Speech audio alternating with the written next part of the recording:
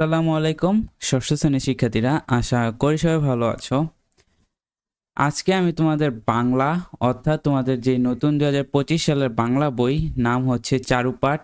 আজকে আমি বাংলা বইয়ের যে প্রথম অধ্যায়টি আছে, অধ্যায়টির নাম হচ্ছে সততার পুরস্কার গদ্য 1। সততার পুরস্কার লিখেছেন মোহাম্মদ শহীদুল্লাহ। এ অধ্যায়ে নৈবিত্তিক এবং সৃজনশীল নিয়ে আমরা অধ্যায়টি আলোচনা করব। তো আমরা দেরি না করে অধ্যায়টি চলে আসি। তো সততার পুরুষের গল্পটি যদি তোমরা পড়ো, আমি যদি তোমাকে এই গল্পটার কিছু সংক্ষিপ্তভাবে বর্ণনা করি। এখানে তিনজন লোক আছে, একজন আছে টাকলা, আরেকজন হচ্ছে ডবল রোগী, আরেকজন হচ্ছে কানা।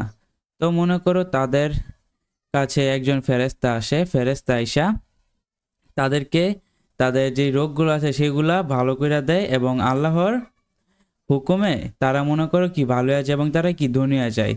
তার পরবর্তীতে ফেরেশতা আবার তাদেরকে যখন জিজ্ঞেস করে যে আপনি আগে কি ছিলেন, তখন দুইজন অস্বীকার করে, কিন্তু অন্ধ যে ব্যক্তিটা ছিল সে স্বীকার করে যে সে আগে অন্ধ ছিল, কিন্তু পরবর্তীতে কি এই আল্লাহর কারণে সে ভালো হয়ে গেছে।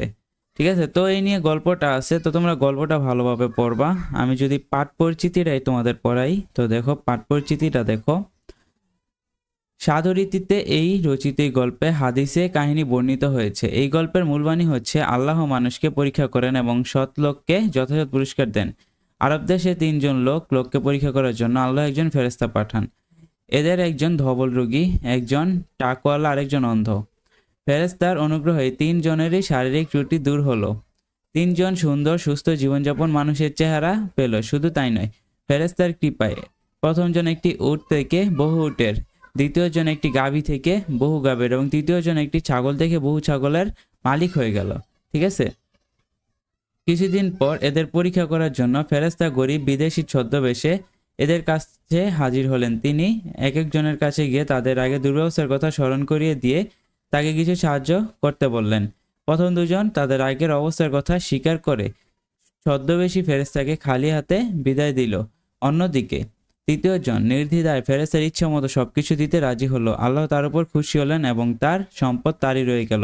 প্রথম দুজনের উপর আল্লাহ অসন্তুষ্ট হলেন এবং তাদের অবস্থা আগের মতো হয়ে গেল। অকৃতজ্ঞরা তাদের অকৃতজ্ঞতার উপযুক্ত ফল পেল। ঠিক আছে, এখন আসো পরে কি আছে দেখো। তারপর লেখক পরিচিতি আছে, এটা তোমরা পড়বা। আচ্ছা, এখন দেখো এখানে অনুশীলনীর কিছু নৈবিত্তিক আছে। যদি আমি অনুশীলনী নৈবিত্তিক দেখি, তো এখানে কয়েকটা নৈবিত্তিক আছে। এখানে প্রায় 4টা নৈবিত্তিক আছে। তারপর আছে যে সৃজনশীল প্রশ্ন। চলো আমরা সরাসরি উত্তরে চলে আসি। আচ্ছা, এই যে দেখো উত্তরটি যদি তোমরা দেখো যে কি বলছে, ফেরেশতারা কেন ইহুদির কাছে এসেছিলেন? কেন? পরীক্ষা নেওয়ার জন্য। তৃতীয় ব্যক্তি ফেরেশতাকে সবকিছু দিতে রাজি হয়েছিল কেন? আল্লাহর প্রতি কৃতজ্ঞ থাকায়। প্রথম দুইজন ব্যক্তির আচরণে প্রকাশ পেয়েছে সৃষ্টিকর্তার প্রতি আনুগত্য, চরম অকৃতজ্ঞতা, নিচের উপকারীর অপকার অস্বীকার করা। দেখো আনুগত্য তো ছিল না, তাহলে কি চরম অকৃতজ্ঞতা আর উপকারীর উপকার স্বীকার করা। আচ্ছা, এটা তো না, স্বীকার করে না। তাহলে দেখো নিচের কোনটা সঠিক? এটাও তো সঠিক না, স্বীকার তো করে নাই, তাহলে 2 নাম্বারটা। ঠিক আছে, তো আমরা দেখি যে দেখো 2 নাম্বারটা কি সঠিক। আচ্ছা, এখন যে সৃজনশীল প্রশ্নটা আছে, তোমরা হয়তো 6-এ নতুন করে সৃজনশীল শিখতেছো। তো আমি তোমাদের যদি সৃজনশীলটা শিখাই দিই যে তোমার সৃজনশীলটা কীভাবে পড়বা। দেখো এখানে একটা উদ্দীপক দেওয়া আছে। কালাম, আবুল ও হাফিজ একই গ্রামে বাস করে।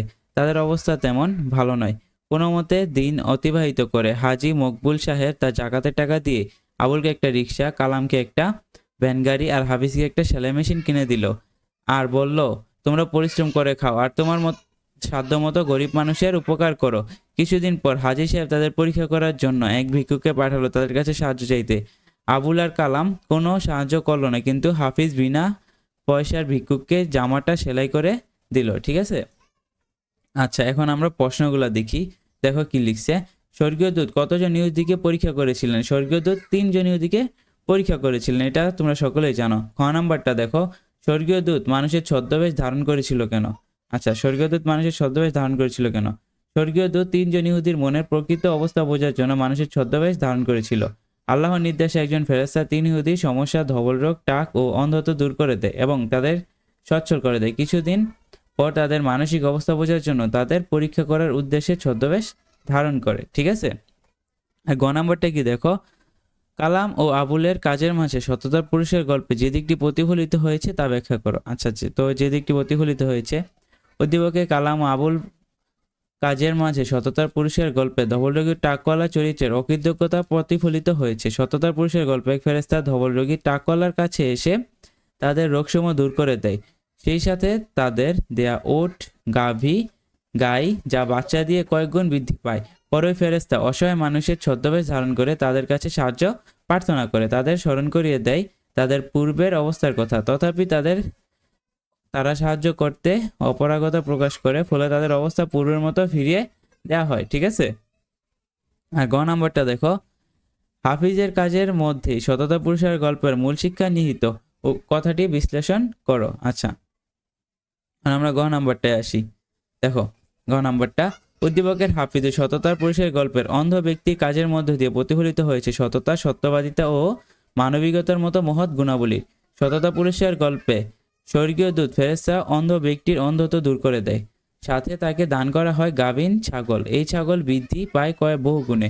পরবর্তী সময় মানুষরূপী ফেরেশতা আসেন অন্ধ ব্যক্তির পরীক্ষা করতে, তখন সে ফেরেশতা রূপী মানুষকে যে কয়েকটা ছাগল ইচ্ছে নিয়ে যেতে বলে। ফেরেশতা তখন বলে, তোমার জিনিস তোমারই থাক, আল্লাহ তোমার উপর খুশি হয়েছেন। অন্ধ ব্যক্তিটির রোগ মুক্তি সচ্ছলতা এলেও মনুষ্যত্ব ত্যাগ করেননি। তারপর দেখো, উদ্দীপকের হাফিজ একজন সৎ মানুষ, হাজি মকবুল তাকে সেলাই মেশিন দিলে তে ব্যবহার করে এবং অভাব দূর করেছে। অসহায় দরিদ্র মানুষের প্রতি তার মমতাবোধ আরও বৃদ্ধি পেয়েছে, তাই সে ভিক্ষুকের জামাটা বিনা পয়সা সেলাই করে দিয়েছে। উদ্দীপকের হাফিজ যেমন মানুষের কল্যাণে ভূমিকা রাখার ইচ্ছা পোষণ করে, তেমনি সততার পুরুষের গল্পের অন্ধ ব্যক্তিও একজন পরোপকারী মানুষ। এরা শুধু নিজেকে নিয়ে ব্যস্ত থাকেনি, সমাজের দিনহীন মানুষের প্রতিও জেগে উঠেছে তাদের মহত্ববোধ, যে কারণে বলা হয়েছে হাফিজের কাজের মধ্যে সততার পুরুষের গল্পের মূল শিক্ষা নিহিত। ঠিক আছে, আশা করি তোমরা